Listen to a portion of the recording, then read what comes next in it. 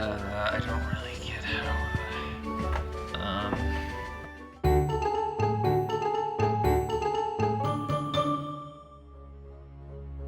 So for the uninitiated, board games are a pretty new and interesting phenomenon. Sometimes when something gets real popular, a couple of Hasbro or Milton Bradley bigwigs decide, hey, let's turn this into a big square that you can fold with choking hazards. You know all those Monopoly video games on the Wii and Xbox and stuff? Well, they actually turned those into a real-life board game. Remember that Battleship movie with Rihanna? Turned it into a board game. And sometimes it even works the other way around, like sometimes people make original board games and they get so popular it'll get its own adaptation too. Like that one game, The Game of Life, it was such a success someone decided we should all just drive around and pop out kids until we die.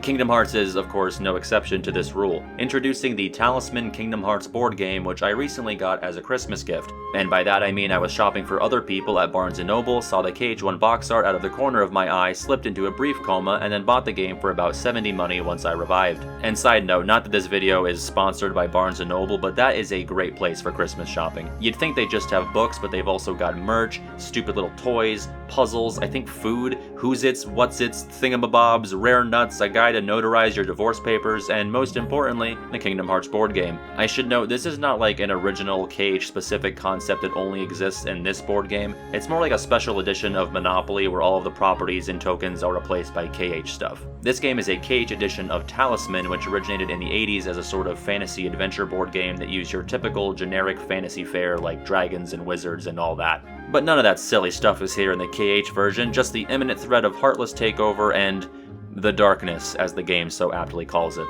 Now, full disclosure, I am not an experienced board game player. My unfamiliarity with the genre will likely be apparent to any of the boardies or board heads out there, as they like to call themselves. My experience pretty much ends with the type of games like the aforementioned Life and Monopoly, and Command Board of course, which I actually really like. The KH board game is by far the most complex and involved board game I've ever had the chance to play, and I'm sure in the grand scheme of things it's actually relatively simple. And clean. I mean, look at this board, it's so sick, and as it should be, because you're gonna be looking at this thing for hours. Before making this video, I had played the game twice with my sister, who's also a Kingdom Hearts fan given that she grew up in the same house as me, and both of our games went well over 2 hours. So if you don't really have the time or patience for that, this might not be for you, but once we got a handle on the rules and how everything worked, we really got into it and enjoyed both sessions. And I'll just state up front, she beat me both times, so I guess you can just unsubscribe from me now. Hopefully you still trust that I have credibility here, because my goal today is to give you a look at how the game is played and either help you decide if you want to purchase it yourself, or maybe just quench your curiosity if you're not willing or able to buy it. And even if you're not a big board game person, I think you'll still find it interesting how the creators both succeeded and sometimes failed at applying Kingdom Hearts to the game's conventions. Okay, well, to start, here's the board. As you may notice from just an initial glance, the game is primarily KH1-centric. I guess even despite the KH1 box art being used for the game, I sort of thought this would be an all-encompassing Kingdom Hearts experience. There are character tokens from games past one, as well as a few spaces that reference other games, but aside from that, the entire game is like a big love letter to KH1. Which may disappoint some people who wanted to see other stuff from other games, but guess who has 2 thumbs, a YouTube channel, and a future firstborn child named Kingdom Hearts 1? I don't know. But yeah, literally every space on the board is a KH1 world or room, except for, oddly enough, 2 of the most important spaces in the game which pull from KH2 and BBS, the 1000 Heartless Battle and the Keyblade Graveyard respectively. We'll get to those later. As you can see, this is less of a linear board game and more of a circular one, or squarular one. It's quadrati. It's more Monopoly than Life is what I'm trying to say. But it's like Monopoly with layers, 3 layers to be precise. The goal of the game is to progress from the outer region through the middle and into the inner one in order to, what else, seal the door to darkness, saving the worlds and all of the small plastic tokens who inhabit them. Now you may be thinking, hey, this will only take me like 9 or 10 dice rolls, we can wrap this up quicker than 0.2 and get back to consuming some more traditional forms of media. But to that I would say, you're stupid! Now come on, Sora, don't be rude. Yes, while it's true that it doesn't actually take that long to progress from the outer to inner region, it's not quite that simple. This is a JRPG after all, and even in board game form, you're going to need to grind before you can progress to the end. In a refreshing reversal though, the grinding is the most fun part. We will, again, get to that soon enough. Sorry, there are a lot of moving parts here. Okay, so I think we should jump over to the characters now, the literal moving parts. To my surprise, when I first played the game, these aren't just differently shaped avatars that you use to mark your spot. Again, I come from a board game background where the boot or thimble in Monopoly had no stat bonuses or perks associated with them. But in Talisman, each of the 11 different playable characters have vastly different abilities and bonuses, and it actually matters which one you pick. Or for a more fun and dramatic selection experience, shuffle the cards and stick with whatever character you draw. I think this is the way to go, since you can have a bit of a different experience each time, plus who the fuck's gonna pick Michael unless he's forced onto you? Speaking of which, let's take a look at who's playable, and actually, let's do a little exercise here. For those of you who aren't at all familiar with the game, why don't you guess who the 11 character tokens are? I'll give you Sora and Mickey, you need to give me the other 9. Go ahead and pause the video, pull up a little notepad or Google Doc file and make your list. Okay, you're back. So we've got Sora, Riku, Kairi, Mickey, Donald, and Goofy. Pull in the Wayfinder trio, we've got Terra, Aqua, and Ven. Xian's here too, and of course, for the 11th spot, quintessential Kingdom Hearts character, Mulan. What? Like, okay, I have a pretty good idea of why she's here, even though it's like the weirdest thing ever. They probably wanted to have more options for female characters, which, good on them, but it's still so strange. I mean, all of these characters are seen engaging in combat in the games, which they'll be doing in the board game, so maybe Naminé isn't really eligible. And they're also all heroes, so I guess it would be weird to have lone villain Larxene thrown into the mix. And from what I can see, the game is from 2019, so the Foretellers and Union Crossfolk were a thing by this point, but, you know, they're not exactly the most recognizable faces, considering we can only see roughly half of them. And maybe this is indicative of Kingdom Hearts needing to beef up its main female cast a bit, or at least, I don't know, give Naminé a Keyblade and let her take some fools to art school. But for now, Mulan is here, giving new meaning to Made in China. Of course, the glaring omissions here that leave one of the series' main trios incomplete are Roxas and Axel, and if I were a different breed of YouTuber, maybe I'd start ranting about how feminism kept Aku Roko out of our Kingdom Hearts board game, but that would be stupid and awful, and these are also plastic pieces in a Kingdom Hearts board game. I will say the stat differences are cool and all, but they don't often make sense. Like, you would think Aqua would have one of the highest starting magic stats, but instead her highest stat is Fate, which again we will get to. On the other hand, they do get some right, like Terra, who's the physically strongest character in the game, but the weakest when it comes to the mystic arts, which is pretty consistent. I can't say for sure from only having played the game twice so far, but surely some of these characters got a raw deal with their special perks. Like the Wayfinders, Riku, and Donald and Goofy have a thing where if members of their group are also in play, they receive a stat boost, which is cool. There's a neat opportunity for synergy there. But if you're in a 2-player game and playing as, say, Goofy, there's only a 10% chance that your opponent picks Donald, and if they don't, you lose out on one of your 3 perks. Or in specifically Goofy's case, 2 perks. For whatever reason, every character in the game except Sora and Goofy get 3 special perks, but these guys only get 2. Sora's perks are pretty powerful, so maybe they didn't want to make him too strong, but for my money, Goofy is by far the worst character in the game. If Donald's not in play, literally his only perk is a 1/3 chance to negate damage taken in combat. Poor guy, you insult his intelligence, you kill him with a rock, and then you do this to him. You make Mulan a vastly better character to play as. So, moving on to the stats themselves, like I mentioned, each character has their own starting stats listed on their character card, which can be increased and decreased throughout the game: strength, magic, health, and fate. You keep track of those first 3 with these little stat dials and make adjustments accordingly as the game plays out. They can be increased all the way to 12 except for health, which to my knowledge caps out at 6 on the dial, given that the rules state you can only have 2 more than your starting quota of health, and everyone has the same starting point of 4, so I don't know. The last stat is fate, which is instead represented by these little circular tokens with Paupu fruit on them. You can essentially think of this as like a luck stat. Everyone starts out with 1 to 5 fate tokens, more of which can be gained throughout the game, and they basically let you get a redo on something that shakes out poorly for you. So long as you have them, you can use a fate token to re-roll your movement roll, your roll for attacking, or pretty much any reason a space or card makes you roll a die, with the exception of rolling for an enemy's attack. It's pretty much the power of waking, just go back and fix whatever you fuck up, for a price. Thankfully, you get to keep almost your entire body each time you do this. The fun thing about fate tokens though is that it's not a guaranteed remedy. You're forced to accept the outcome of the reroll, and you can't use another fate token for another chance. You could save yourself, but you could also screw yourself into an even worse result, so there's a bit of a gambling element to it. The other stats are pretty self-explanatory. Strength and magic are used for combat, which you'll need to engage in order to make your character stronger, just like in the video games. Strength is used for strength-based enemies and magic for magic-based ones. It's pretty much that simple. Although there are some spaces, items, and abilities that let you combine 2 stats on certain occasions, so it definitely pays off to specialize in both. Health, as you can probably guess, is the indicator for your character's life force, and you can lose health from negative spaces or combat, as well as heal yourself at positive spaces and through special cards and spells. You can indeed die, although this doesn't eliminate you from the game. Instead, you draw a new character card, and their items can either be inherited by the new character or forfeited entirely, depending on the rule set you chose to use. I should say, the rulebook included with the game is going to be a godsend during the early goings. I know I'm much funnier and frankly more handsome than the manual manual, but it's going to go into much more depth into the minutiae of the rules than I will today, because an auditory retelling of the order of operations flowchart doesn't exactly make for the most riveting content. It can look intimidating and feel a bit like homework before you actually get to play, but I'd say you can safely look through pages 2 to 11 and then consult the book for anything on 12 to 15 as it comes up in gameplay. Plus, if you've watched this, you'll have a bit of a leg up. Moving on, let's go over a few of the auxiliary components that you can come across throughout the game. The easiest to explain is money, represented by these little forbidden lemon-flavored rock candies. Everyone starts with one, and you can accumulate more throughout the game and spend money on items at certain points, as well as use it to heal yourself on special occasions. Mercifully simple. Next up are these purple spell cards, which tie into your magic stat. Essentially, if your magic stat is high enough, you're permitted to carry up to 3 spell cards, which can be collected throughout gameplay. Some characters like Xion, Kairi, and Mickey start out with 1 spell card automatically, and the latter 2 actually always get to have 1 on hand as one of their perks. Whenever they use one, they immediately get to draw another. Characters with low magic stats like Terra with a magic of 1 literally aren't allowed to pick up spell cards until they increase their magic up to at least 3. Spells vary in usefulness and probably are more accurately described as abilities, considering some of them, like dodge roll or sliding dash, are independent of any magic stat in the actual games. Some do exactly what you would think, like Cure, which can restore any character's health to their starting quota of 4, or dodge roll, which allows you to evade an enemy's attack. Other spells take a bit of creative liberty, like Blizzard, which lets you take any card that's in play on the board and just put it in the discard pile. See ya!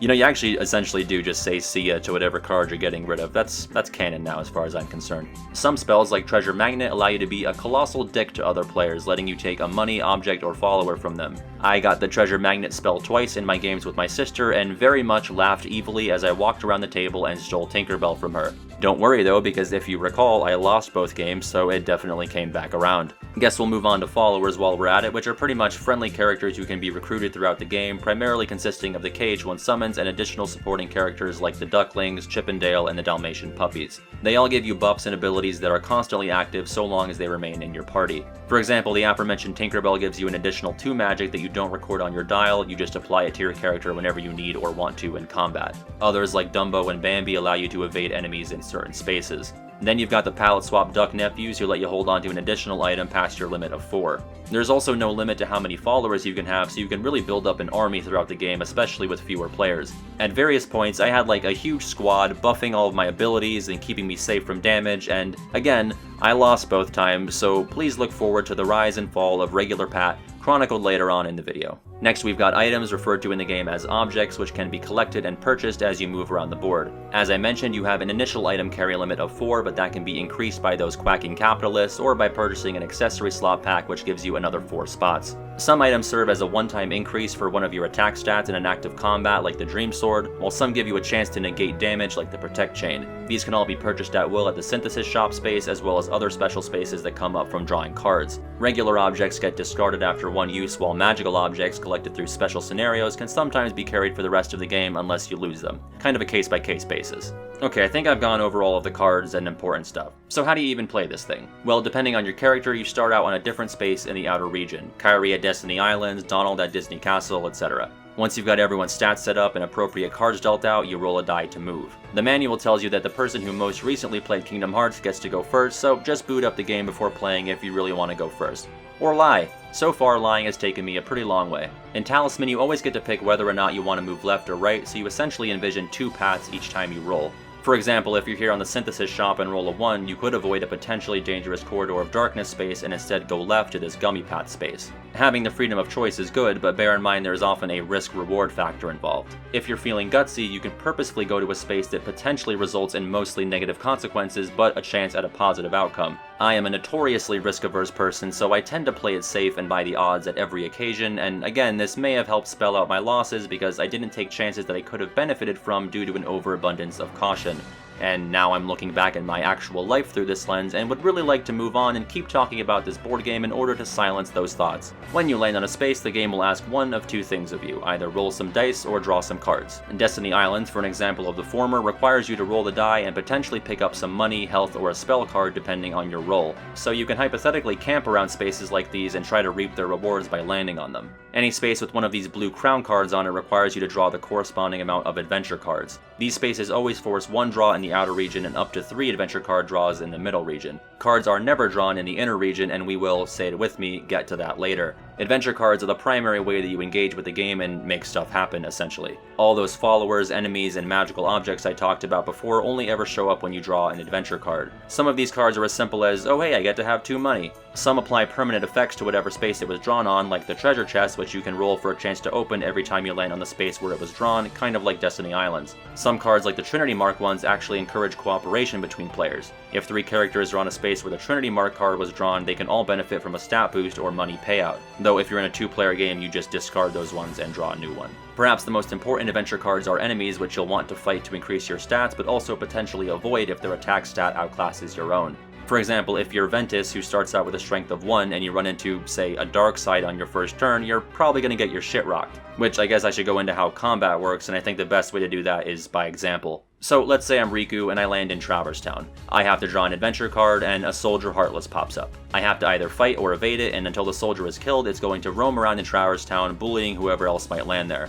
Now, I just started playing, so I'm still at my base stats, but I did manage to pick up a spell card on my last turn, which happens to be Dodge Roll. If I'm not feeling lucky, I can just use up my Dodge Roll spell before anything happens to avoid the soldier, leaving him to be someone else's problem. But I'm KH1 Riku, and I have a Bloodlust, so let's try and fight. Our strength stats are equal, so it's pretty much a coin toss as to who wins. The most basic form of combat would have me roll 1 die, and the power of my attack is going to be the result of my die roll plus my strength stat. I have 3 strength, I rolled a 2, so my attack has a power of 5. Not great odds. Then, typically another player will roll for the enemy's attack, and the same rules apply. The soldier also has 3 strength and rolled a 3, so he beat me by 1 point. In this case, I lose a heart, lose the combat, and the soldier remains here, terrorizing the locals and the next person to land here. But if you recall, a fate token would allow me to re-roll for a second chance. If I were to get a 3, we'd have a tie, and the soldier would remain, but I wouldn't lose a heart. But I rolled a 6, so I handily defeat the soldier and collect his corpse as a trophy. And here is how you essentially level up. I get to keep the soldier card, and since he had a strength of 3, you could say I have 3 strength experience points in the bank.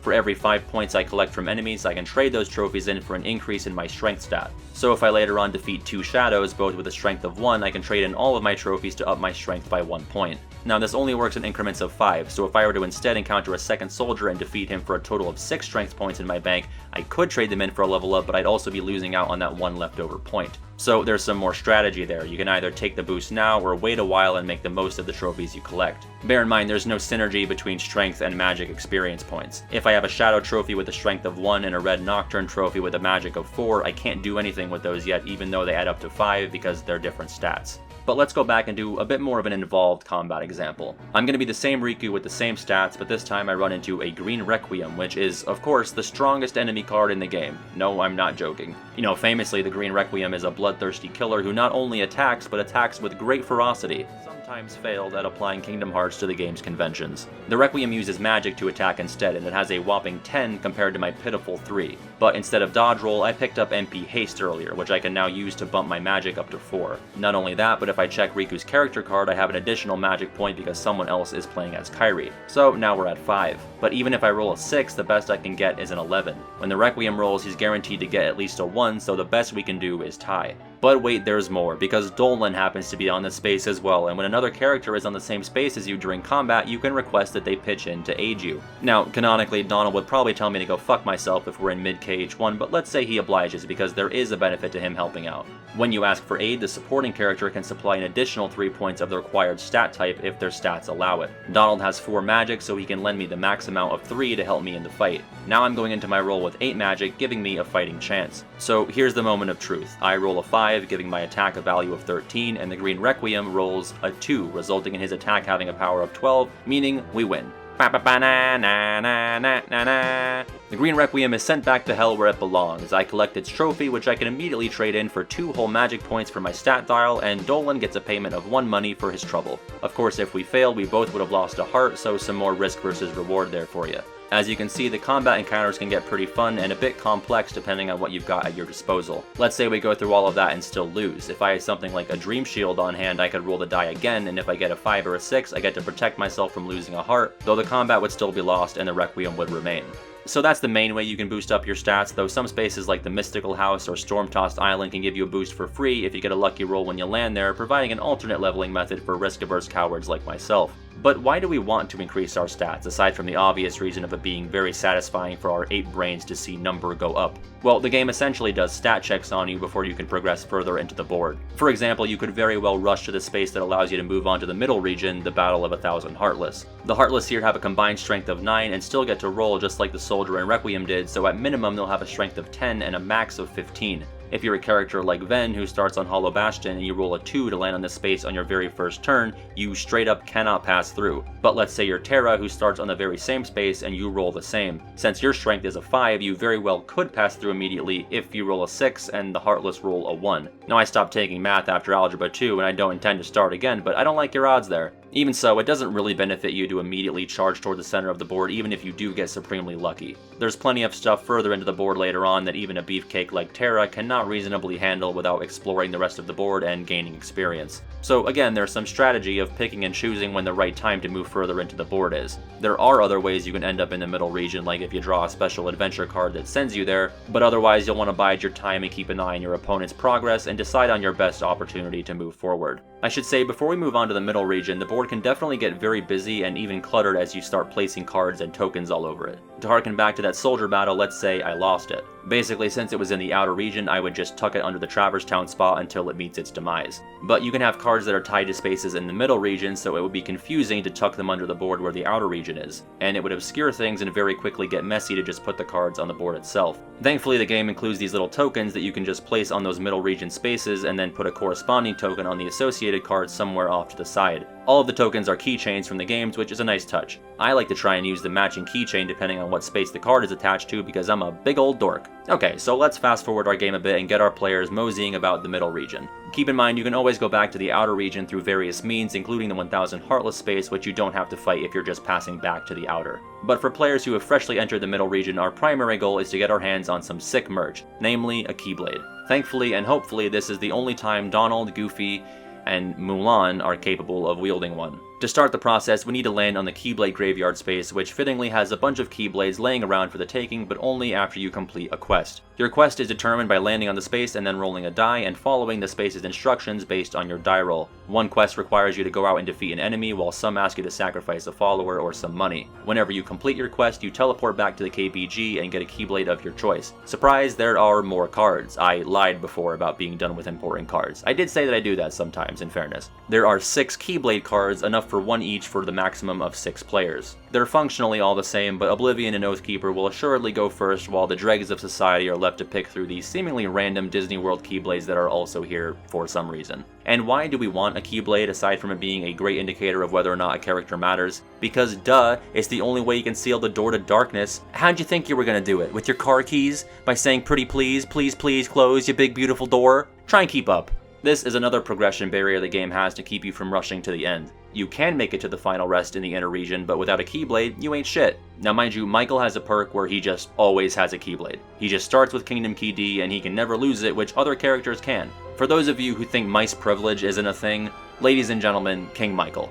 Now, play continues in the middle region pretty much the same as in the outer, just with more frequent adventure card draws and more dangerous spaces. But whenever you're ready, you can try and stop by the gate to the dark space, which serves as passage to the inner region. Like the Battle of 1000 Heartless, the gate makes you pass a stat check, this time asking that you pick either your strength or magic stat, whichever is highest. Then you roll 2 dice, and if the sum of the roll is equal to or less than the level of your stat, you can move on. But if it's higher, you don't move, and you actually lose a point from that chosen stat. So yet again, there's no set time to make the attempt, you just kind of have to gauge it for yourself based on the circumstances of your particular game. Now in the inner region, everything is appropriately themed after the end of the world, and you can only move 1 space at a time, though still in either direction. All but 3 spaces here feature a sort of boss or mob encounter, and some of these can even eject you back to the middle or even the outer region if your stats are low and your luck is poor. I won't go through every space here, but after you make your way through any combination of Ansem, Chernabog, a Behemoth, and the Linked Worlds Heartless, you'll arrive at Final Rest. Here, if you have a Keyblade, you can pass through the door to darkness and seal it, succinctly ending the franchise and winning the game, right? Well, definitely not, and not exactly in that order.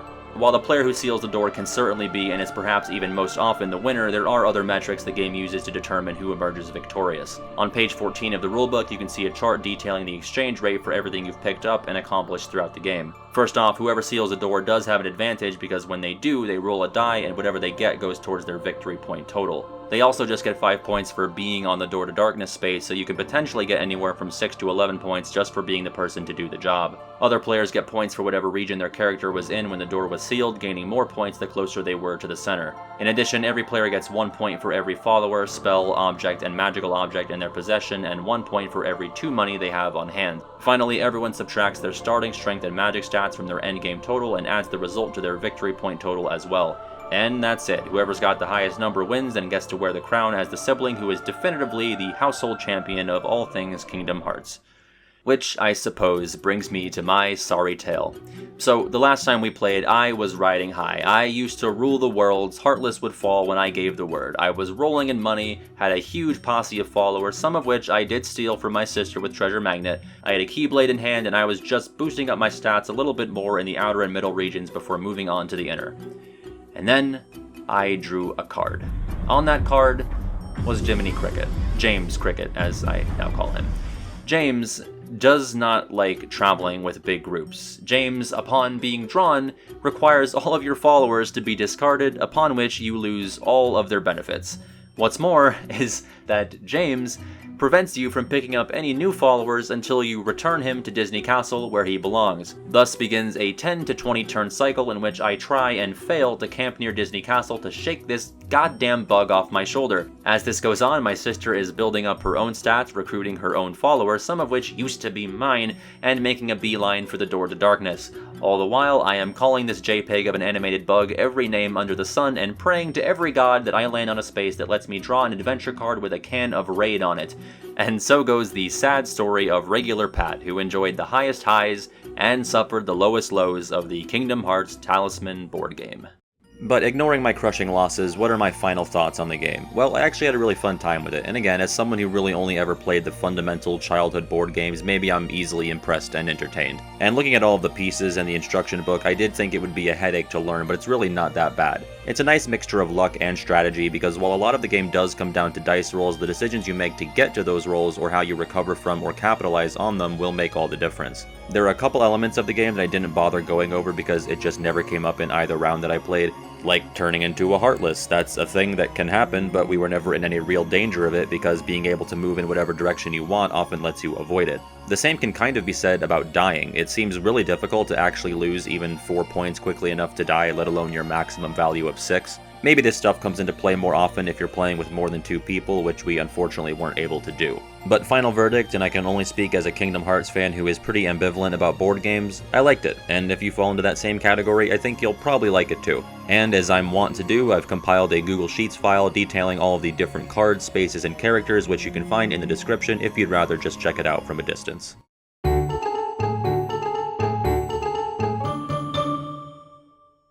Why, hello there. Fancy seeing you here. At the time of this recording, we are now at 6,000 subscribers, which is crazy. Total cuckoo bananas talk. Can't believe it. Just waiting to wake up. So, again, thank you guys for the support. I know this one was a little different. Hopefully you weren't bored by it. Lots of fun stuff coming up. I actually wanted to share a little bit of fan art that I've gotten since the last time I've seen you. We've got this drawing that my sister actually did. This is a normal guy in a coat with nothing on his head. We've also got this ghostly rendition of a Platinum Presto. I think it's really neat, really sleek, by Inkblot Eel or Solar Eel on Twitter and Tumblr. But my favorite, though, has got to be Doug Dimatome by Gorify, or Gorify, not sure how you say it, but they're one of my Discord mods, which also, I have a Discord now. I linked it on my community tab a few days ago. It's also in the banner of my channel. I'll link it in the description as well. It's only been a couple days, but it seems like a really fun time. I try to pop in every now and then, but it seems like people are having fun. Very lighthearted, respectful, kind discussion about the games. A lot of dank memes, cat pictures. You really can't go wrong. So, stop on by if you want to chat about KH or other random stuff. Let's see. Follow me on Twitter. I'm tweeting more about Kingdom Hearts now. I was in this weird position where I had like half my Twitter followers were high school and college people, and then the other half were like from YouTube. And I basically told the former, not saying I'm leaving you in the dust, but goodbye. I'm never going to talk to you or about you again. I know where my priorities are now. And also, you know, support me on Ko-Fi. It's pronounced Ko-Fi. No, wait, no. Oh, it's Ko-Fi, like no fee. I had to look it up. It's no fee because they don't take any fees out. They just give me the monies. So yeah, give me the monies if you want. If you really like this video, it definitely helps out. I'll probably put it towards like getting a capture card or like a streaming setup because I would like to start streaming eventually. I've had a little bit of interest there. Okay, I'm done panhandling on the internet. Hope you enjoyed. I'll see you next time and stay regular.